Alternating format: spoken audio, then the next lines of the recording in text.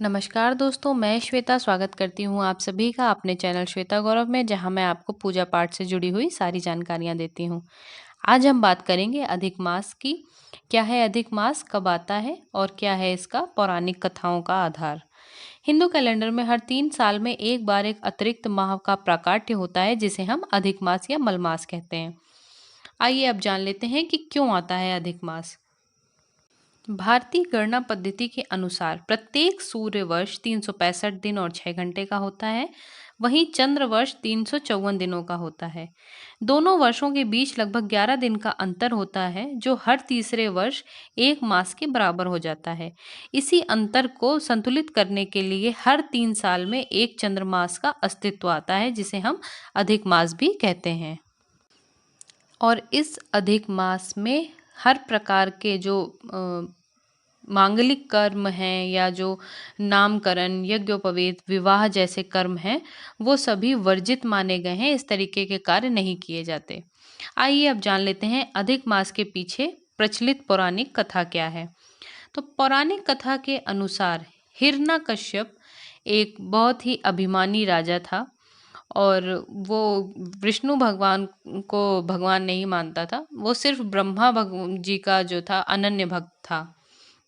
ब्रह्मा जी का अनन्य भक्त होने के कारण उसने भगवान की तपस्या करी दिन रात और उनको प्रसन्न करके उनसे वरदान मांगा। तो सबसे पहले तो जो हिरण्यकश्यप था उसने ब्रह्मा जी से अमरता का वरदान मांगा।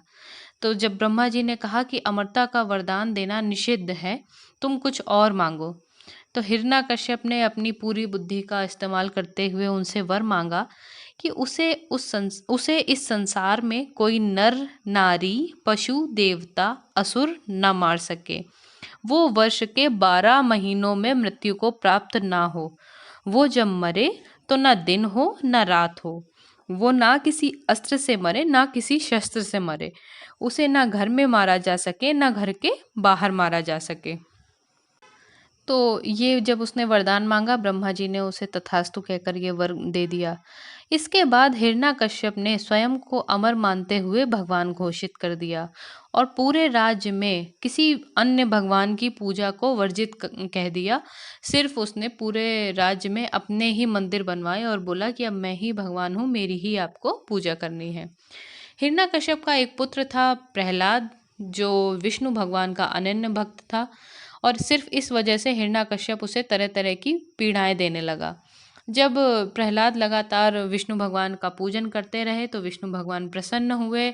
प्रसन्न होकर उन्होंने उसे दर्शन दिए और तब उन्होंने हिरण्यकश्यप का वध करने का निश्चय किया। अब क्योंकि उसने वर मांग रखा था कि उसे कोई नर नारी नहीं मार सकता, कोई राक्षस नहीं मार सकता, कोई पशु नहीं मार सकता, तो इसलिए भगवान ने नरसिंह का रूप धारण किया। नरसिंह अर्थात आधा नर आधा सिंह। भगवान विष्णु ने नरसिंह अवतार लेने के बाद शाम के समय देहरी के बीच में बैठकर नाखूनों से हिरण्यकश्यप का सीना चीर दिया और मतलब उन्होंने पूरा उसका जो वरदान था उसको भी फॉलो किया। शाम के समय मारा, ना दिन थी ना रात थी, ना वो घर के अंदर थे ना बाहर थे, देहरी पर बैठे हुए थे। ना अस्त्र से मारा ना शस्त्र से मारा, नाखूनों से चीरा और इस प्रकार से उन्होंने उसका हिरण्यकश्यप का वध किया। और इसीलिए कहा जाता है कि आपको शाम के समय देहरी पर नहीं बैठना चाहिए। वैसे तो देहरी पे नहीं बैठना चाहिए, शाम के समय खास तौर पर देहरी पे ना बैठें। और शाम का जो समय होता है वो पूजा पाठ के लिए इसी वजह से जो है माना जाता है कि शाम के समय पूजा पाठ करना चाहिए। अन्य बहुत से कार्य हैं वो शाम को वर्जित माने गए। तो ये थी पौराणिक कथा जो पीछे है इस अधिक मास के। आइए अब जान लेते हैं कि पुरुषोत्तम मास इस मास को क्यों कहा जाता है। अधिक मास के अधिपति स्वामी भगवान विष्णु माने जाते हैं। पुरुषोत्तम का मतलब होता है जो पुरुषों में उत्तम हो, और वो माना गया श्री हरि विष्णु को। तो इसमें एक बहुत ही रोचक कहानी है जो पढ़ने को मिलती है और कहा जाता है कि चंद्र वर्ष में जो चंद्र माह होता है, हर चंद्र माह एक देवता को समर्पित होता है। चूंकि अधिक मास सूर्य और चंद्रमा के बीच का जो संतुलन है उसे बनाने के लिए होता है, इसलिए अतिरिक्त मास का अधिपति बनने के लिए कोई भी देवता तैयार नहीं था।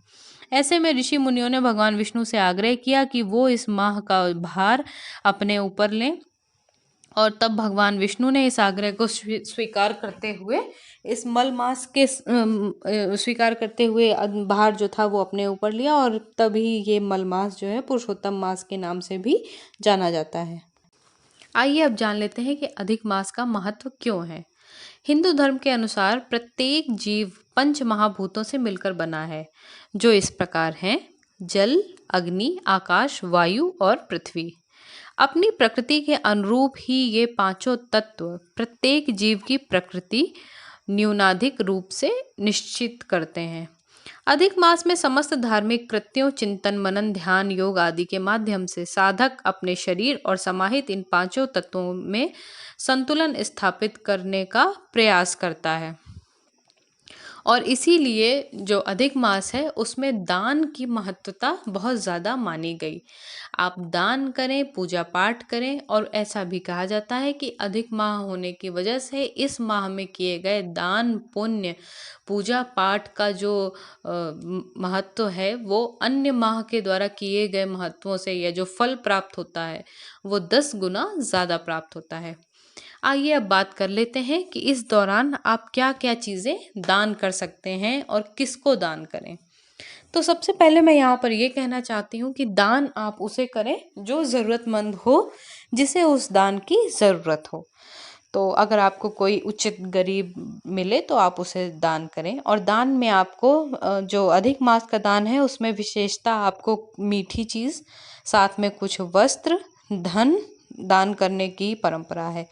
इसके साथ ही साथ मैं ये बताना चाहूँगी कि घी से भरा हुआ दीपक भी आप दान कर सकते हैं। साथ ही साथ अगर आपका पूजा पाठ का काम है या आपका पढ़ाई लिखाई का काम है तो आप पुस्तकें ज़रूर दान करें। इस चीज़ का विशेष ध्यान रखें। तो आप गेहूं के आटे के मीठे पुए, पीले रंग के सूती या रेशमी वस्त्र, कुछ धन, घी से भरे हुए दीपक, ये सभी चीज़ें दान में दे सकते हैं। तो ये था मेरा वीडियो जिसमें मैंने बताने की कोशिश करी कि अधिक मास जो है वो क्यों आता है, उसके पीछे पौराणिक कथाएं क्या हैं, उसके पीछे गणनाएं क्या हैं जिसकी वजह से एक अतिरिक्त मास की उत्पत्ति होती है, और साथ ही साथ आपको क्या दान करना है इस अधिक मास के दौरान। अगर मेरा वीडियो आपको अच्छा लगा हो तो प्लीज़ वीडियो को लाइक करें, शेयर, सब्सक्राइब, कमेंट करें। जय माता दी।